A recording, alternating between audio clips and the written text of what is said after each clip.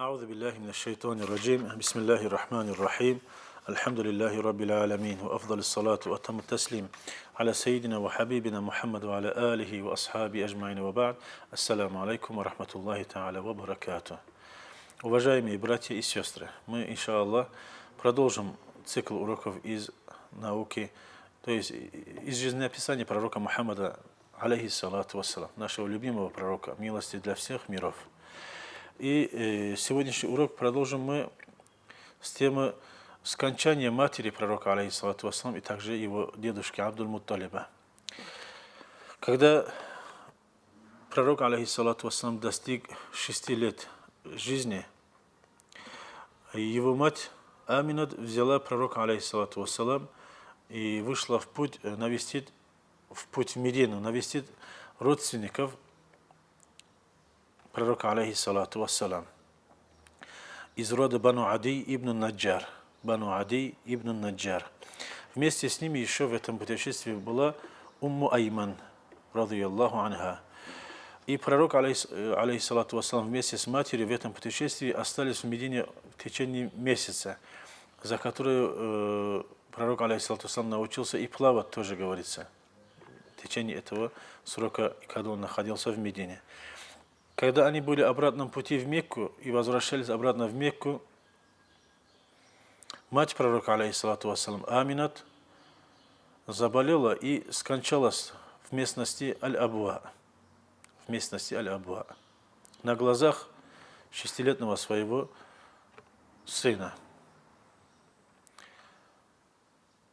Итак, пророк, алейхиссалату вассалам, в этом возрасте, 6 лет, он остался без внимания отца, еще когда был в утробе матери, без доброты или теплоты матери в 6-летнем возрасте. И после этого, как нянька за пророком, алейхиссалату вассалам, присматривала вот этот Умму Айман, радийаллаху анха. И пророк, алейхиссалату вассалам, находился в это время под опекой дедушки Абдуль-Мутталиба. За ним, как няня, присматривала Умму Айман, а находился под опекой своего дедушки Абдуль-Мутталиба, который сильно любил пророка, алейхиссалату вассалам, и завещал другим, тоже своим близким, чтобы они заботились о пророке Мухаммаде, алейхиссалату вассалам, за то, что он знал, что он необычный человек. И когда достиг до 8 лет своей жизни, скончался и дедушка Абдуль-Мутталиб, дедушка пророка Мухаммада, алейхиссалату вассалам, и остался он еще 8 лет без заботы и дедушки тоже. После этого взял под свою опеку пророка, алейхиссалату вассалам, его дядя со стороны отца Абу Талиб. У Абу Талиба было своих детей 12. Он приютил пророка, алейхиссалату вассалам, и присоединил его к своим остальным детям, 12 детям своим. Пророк, алейхиссалату вассалам, среди них отличался среди них самым достойными нравами, самым прекрасным характером. Когда они садились кушать, пророк, алейхиссалату вассалам, не протягивал руку, пока они все не возьмут, что они хотят из этой пищи. Только потом брал то, что оставалось. Для того, чтобы не взять то, на что посмотрел глаз хоть одного из них. Вот такой был пророк Мухаммад, алейхиссалату вассалам. Также приводится, что в течение этого времени, когда пророк, алейхиссалату вассалам, находился под опекой своего дяди Абу Талиба, он не сидел просто сложа руки и не ждал, пока ему дядя что-нибудь принесет. Он знал прекрасно, в каком состоянии его дядя, и что ему трудно в материальном состоянии. На самом деле у Абу Талиба было трудное положение. И чтобы не утруждать свою дядю еще больше, пророк, алейхиссалату вассалам, в этом своем детском возрасте вышел на работу. И он был пастухом для мекканцев. Он пас овец мекканцев за какие-то деньги, чтобы чем-то помочь своему дяде и не обременить его. Когда пророк, алейхиссалату вассалам, еще немножко старше стал и находился под опекой дяди его Абу Талиба. Вместе со своим дядей Абу Талибом он вышел в путешествие в сторону Шама. Вышел в путешествие в Шам с торговлей. И когда они оказались в Бусра-Шам, на территории Шама, Бусра, до сих пор такой город есть, старинный древний город, там он встретил одного монаха, которого звали Бахира. Монах, которого звали Бахира. Этот Бахира был знающим ученым среди людей Писания. И когда он увидел пророка, алейхиссалату вассалам, сказал его дяде Абу Талибу: «Ирджи' бибни ахика иля баладихи вахдир алейхи л-яхуда». Ты вернись со своим племянником обратно в Мекку. И не продолжай путь. Дальше говорит, поскольку если его увидят из иудеев, которые знают описание пророка, алейхиссалату вассалам, из своих книг, «Фаваллахи ла ин рааху ва арафу минху ма арафту ла ябгуннаху шарран». Клянусь Аллахом, они будут стремиться делать ему плохо, говорит. «Фаиннаху каинун либни ахика хада ша'нун азим». Воистину для твоего племянника будет огромное будущее. Так он посоветовал Абу Талибу, и Абу Талиб, послушавший его совет, он обратно вернулся со своим племянником в Мекку. Также в молодости пророка, алейхиссалату вассалам, случилось такое еще важное событие. Это называется хильфуль фудуль. Хильфуль фудуль, договор от чести или договор достойных таких людей. Так называется в жизнеописании пророка, алейхиссалату вассалам, хильфуль фудуль. Суть его следующая. Однажды в Мекку прибыл торговец своим товаром. И он продал одному авторитетному жителю Мекки свой товар, чтобы потом получить плату за это. Но этот человек вышел недостойный человек. И он отказался выплачивать ему то, что должен выплатить, и отказался вернуть его товар тоже. Тогда этот приезжий, он начал просить помощи у жителей Мекки и обратился за помощью к достойным людям, в общем, конкретно не называясь, прося помощи. И тогда вот достойные люди, честные люди вышли в поддержку него, в том числе были и дядя пророка, алейхиссалату вассалам, и сам пророк тоже, алейхиссалату вассалам, хоть он был тогда еще молодой. И вместе они пошли к этому человеку и жителю Мекки, который отказался вернуть ему его товар, и потребовали у него, чтобы вернули. И тогда он вернул. И с этого момента они договорились, что больше в Мекке такое, чтобы не повторилось, договорились, чтобы кто бы не пришел в Мекку. Или же он житель Мекки, разница нет, или житель Мекки, или же приезжий в Мекку. Кто бы не был притесненным, что они такого не позволят, чтобы притесняли кого-то. И что они будут поддерживать притесненного до тех пор, пока они не восстановят справедливость. И в этом договоре участвовал и пророк, алейхиссалату вассалам. И он гордился тем, что он участвовал в этом договоре. И хвалил этот договор. И говорил, если такой шанс будет и впредь, еще раз, я и там тоже буду радостью участвовать, говорил пророк, алейхиссалату вассалам. Этим самым нам тоже дает урок пророк, алейхиссалату вассалам, чтобы мы тоже всегда стояли за справедливость, чтобы мы всегда стояли за притесненного человека, поддерживая его, чтобы восстановить его право, восстановить его хак. Дальше расскажем про женитьбу пророка, алейхиссалату вассалам, на Хадиджат, радийаллаху анха, лучшая из женщин мира. Хадиджат – это первая жена пророка, алейхиссалату вассалам. При ее жизни пророк, алейхиссалату вассалам, больше не женился на другой женщине. Хадиджат, радийаллаху анха, отца Хадиджата, радийаллаху анха, звали Хувайлид. Хадиджат, дочь Хувайлида, сын Асада. Вот так идет родословие Хадиджата, радийаллаху анха. Она была вдовой от мужа, которого звали Абу Халят ат-Тамими. От Абу Халята были у Хадиджата, радийаллаху анха, дети, другие дети тоже. Хадиджата, радийаллаху анха, была почтенной женщиной, уважаемой женщиной, очень состоятельной женщиной. И много было из арабов, много было из числа арабов, из достойных людей, из почтенных людей арабов, которые подходили к Хадиджату радийаллаху анха, которые хотели засватать Хадиджата радийаллаху анха после смерти Абу Галята. Но она отказывала им, хотя они были тоже почтенные, как мы сказали, достойные люди и состоятельные люди.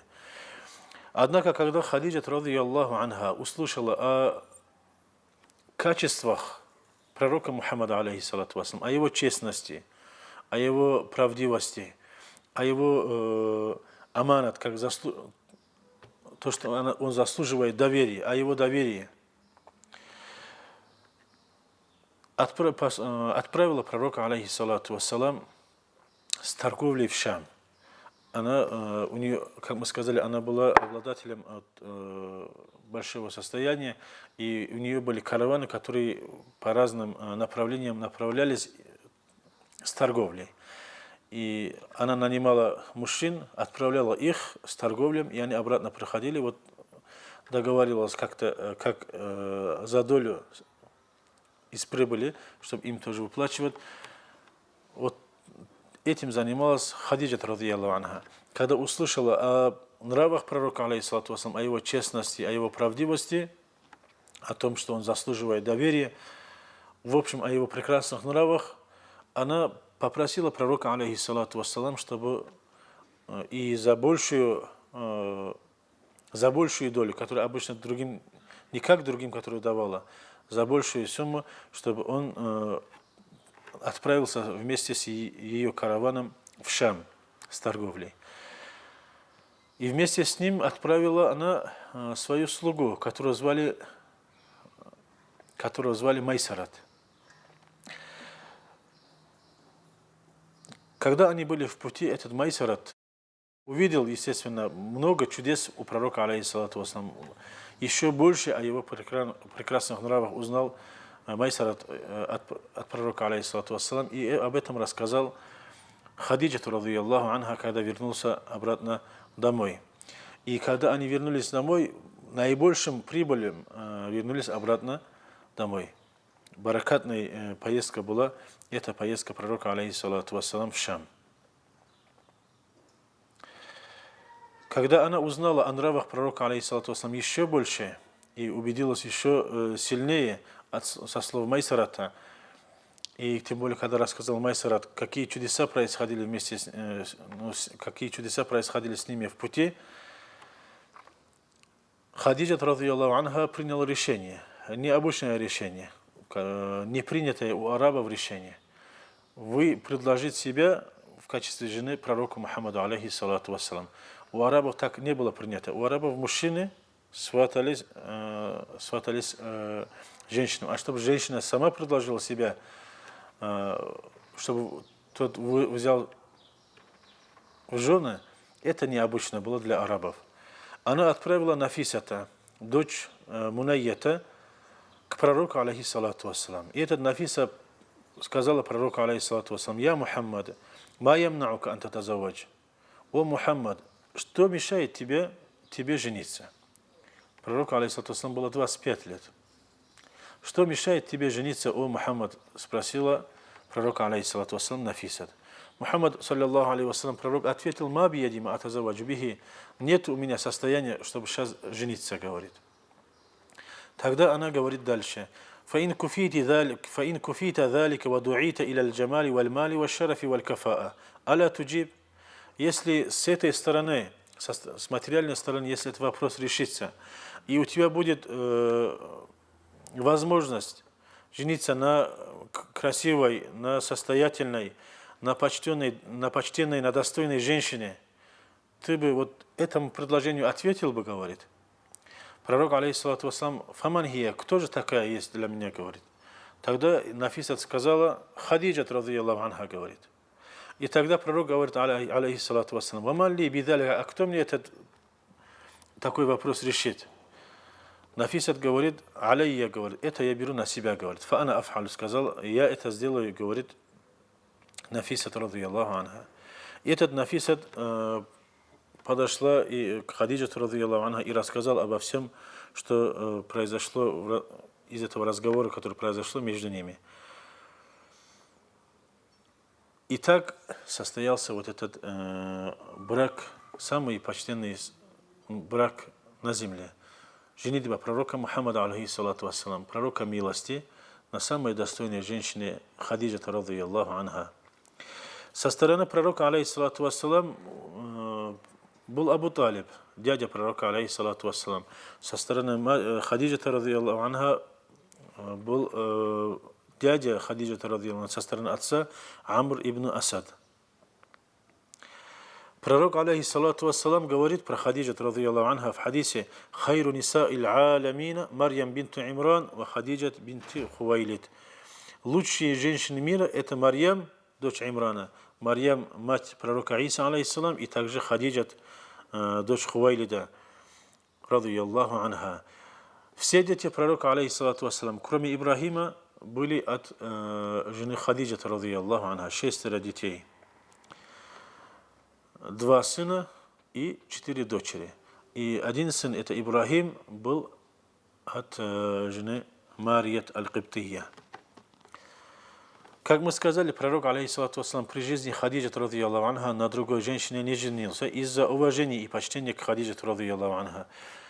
И после смерти Хадиджата, радийаллаху анха, и то тоже он очень сильное внимание уделял подругам Хадиджата, радийаллаху анха. Если что-то было раздавать, он обязательно посылал им что-то из-за уважения к Хадиджату, радийаллаху анха, даже после ее смерти. И часто пророк, алейхиссалату вассалам, упоминал про Хадиджа, рассказывал про Хадиджа, какие его достоинства об этом. И что однажды Аиша, радийаллаху анха, самая молодая жена пророка, алейхиссалату вассалам, поревновала, хотя она была уже умершая.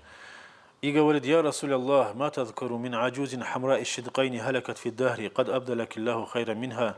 О посланник Аллаха, что ты вспоминаешь так часто про старую женщину, которого Аллах Та'ала уже забрал, вместо него Аллах тебя заменил лучшим, чем она говорит, лучшей, чем она говорила Аиша, радийаллаху анха. И тогда пророк, алейхиссалату вассалам, изменился и был недоволен этим разговором и сказал: «Ма абдаляниллаху хайра минха».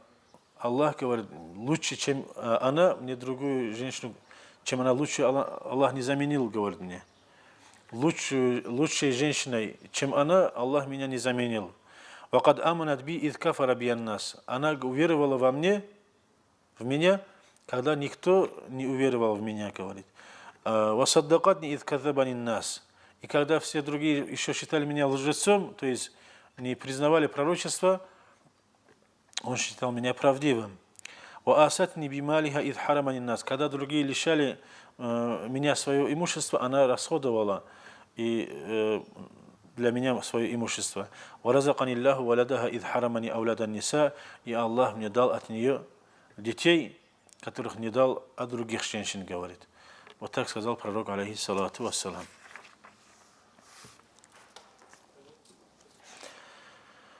Из важных историй еще из жизни пророка, алейхиссалату вассалам, это строение Кааба и случай строения Кааба.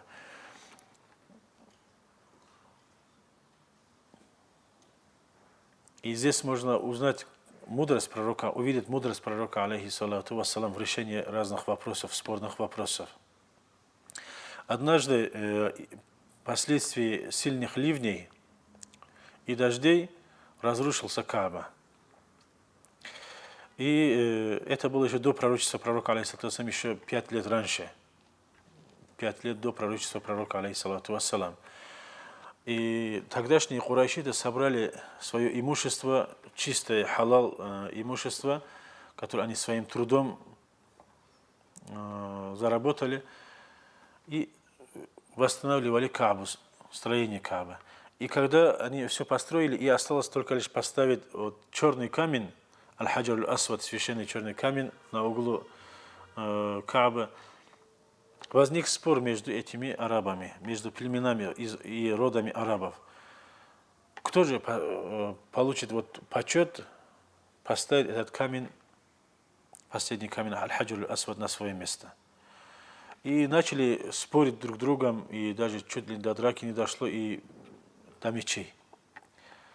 Потом как-то мудрый из них, мудрость преобладала здесь, и они решили этот вопрос поручить первому вошедшему в этот Масджид аль-Харам. Какое решение он примет, вот это будет решение, и что все с ним согласятся. И не знает, кто же первым войдет. И в это время первым вошел, после их этого договора, зашел первым туда пророк Мухаммад, алейхиссалату вассалам. Увидев его, они все обрадовались. Почему? Потому что они знали, что какими качествами обладает пророк, алейхиссалату вассалам. Всеми любимый был пророк, алейхиссалату вассалам. Всеми любимый был пророк, алейхиссалату вассалам. Назвали его, даже иногда имя не называя, назвали правдивейший, ас-садик. Назвали аль-амин, заслуживающий доверия. Вот так назвали о нем, даже иногда не упоминая его имя. Настолько они любили и уважали пророка, алейхиссалату вассалам.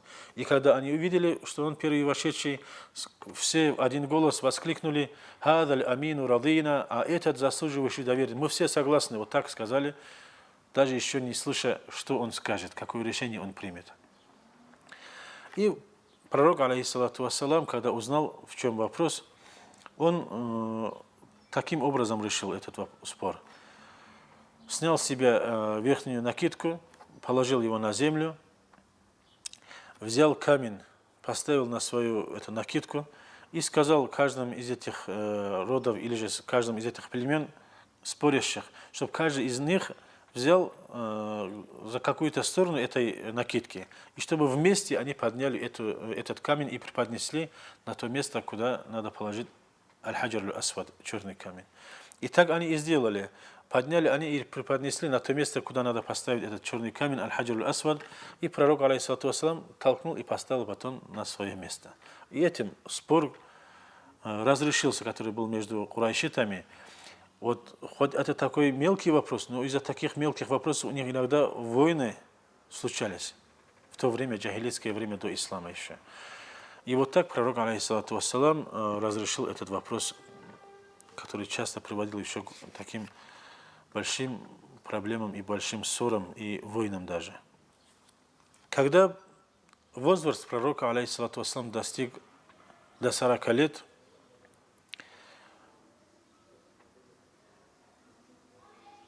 ему было ниспослано вахью, откровение. Но до того, как это откровение послать ему, Всевышний Аллах подготовил пророка, алейхиссалату вассалам, этому пророческой миссии. Мы знаем, что пророк, алейхиссалату вассалам, даже в детстве никогда он не грешил. Аллах уберег его. Аллах уберег или сохранил его от грехов даже в детстве, даже до его пророчества. Он ни разу не употреблял спиртное, которое так сильно распространено было среди курайшитов и среди мекканцев тогда, в джахилитское время. Ни разу он не употреблял спиртное.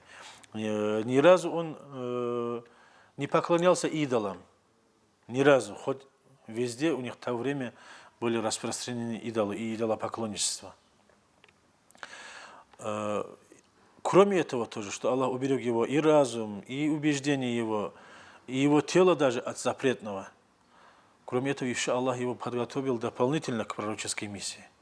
И он до своего пророчества любил уединяться. Уединяться от этого общества, в котором были распространены много этих джахилитских, как это,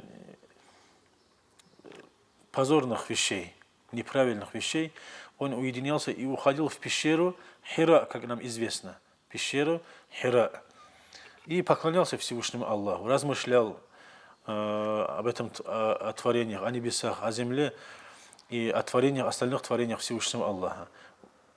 Он брал с собой провизию на несколько дней и уходил, пока, когда заканчивались его провизии, он обратно возвращался, брал еще настолько-то еще с собой питание, обратно уходил иногда на неделю, иногда на 2 недели, иногда на месяц. Вот так тянулось его уединение в пещере Хира. И в один такой день, когда уже ему исполнилось 40 лет, явился к нему ангел Джибриль, алейхиссалам.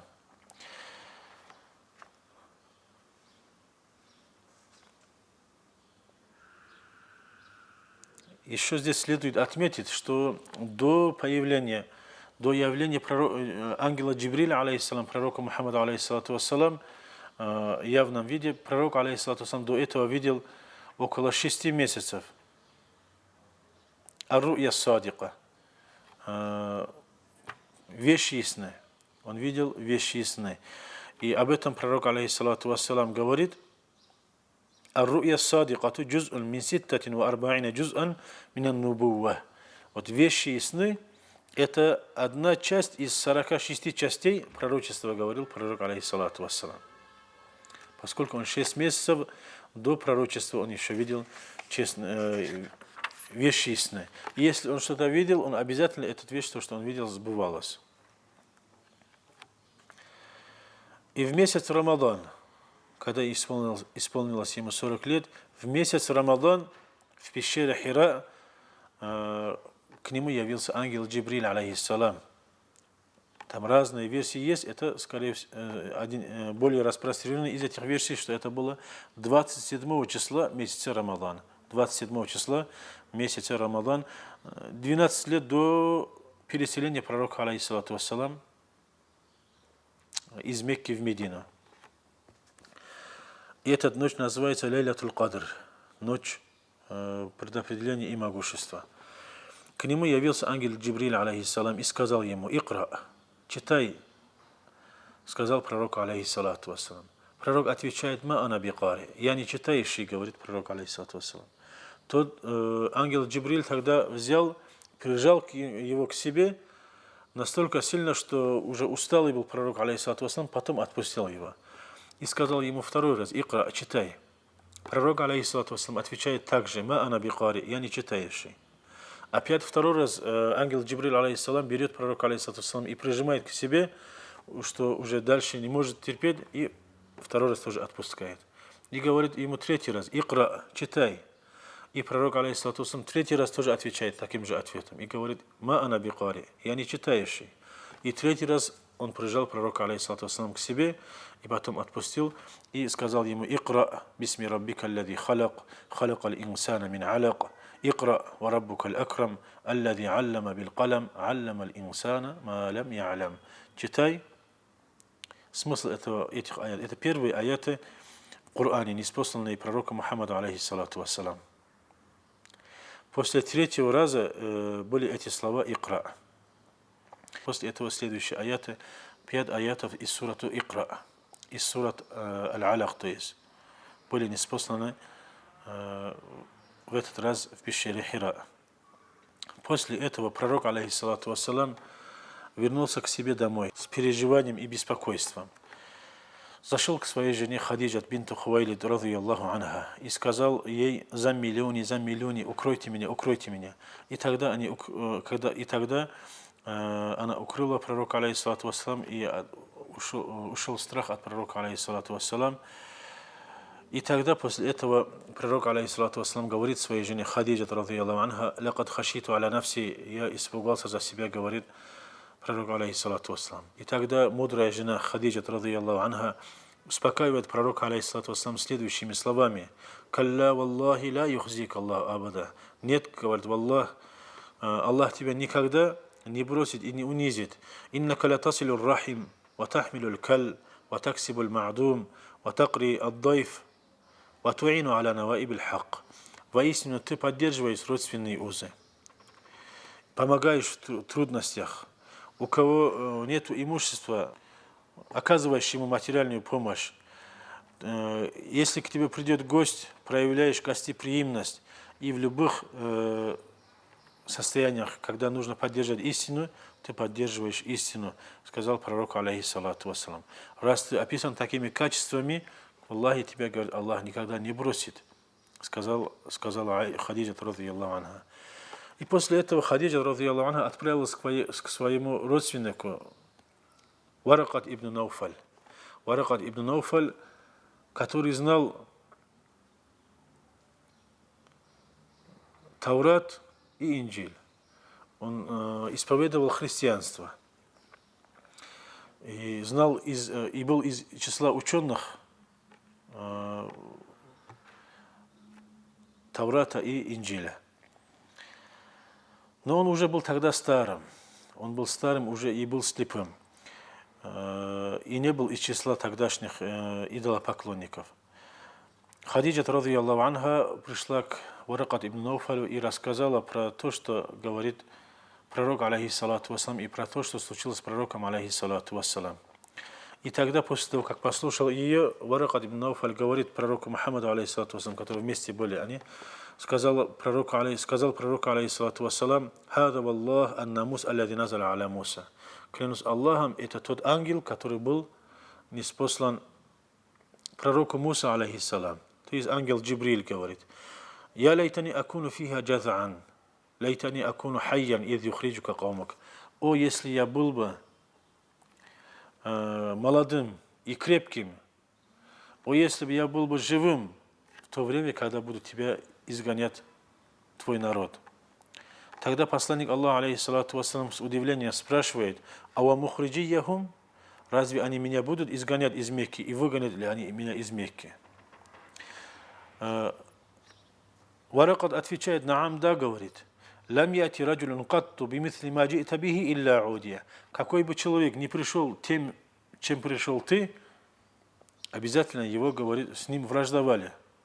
«Ва ин юдрикни яумука ансурка насран муазра». И если я буду живым в тот день, когда они будут так поступать с тобой, я тебя поддержу сильной поддержкой. Но, как мы сказали, Варакат ибн Науфаль уже был в старом возрасте и был уже слепым, и после этого он долго не остался живым и скончался. И на некоторое время откровение тоже прекратилось, приход ангела Джибриля, алейхиссалам, пророка, алейхиссалам, на некоторое время прекратилось. И вот так Хадиджа, радийаллаху анха, это было первое сердце, которое узнало истину о пророке, алейхиссалату вассалам, и приняло его, и которое поддерживало с первых же моментов пророчества пророка Мухаммада, алейхиссалату вассалам. И так пророк, алейхиссалату вассалам, узнав истину, и также Хадиджа, радийаллаху анха, узнав истину, восхваляя Всевышнему Аллаха, и спокойным сердцем обратно вернулись к себе. На этом мы сегодня, иншаллах, завершим. Ва ахиру да'вана анильхамдулиллахи раббил аламин. Ва саллаллаху аля сайидина Мухаммадин ва аля алихи ва асхаби аджмаин. Вассаламу алейкум ва рахматуллахи та'аля ва баракатуh.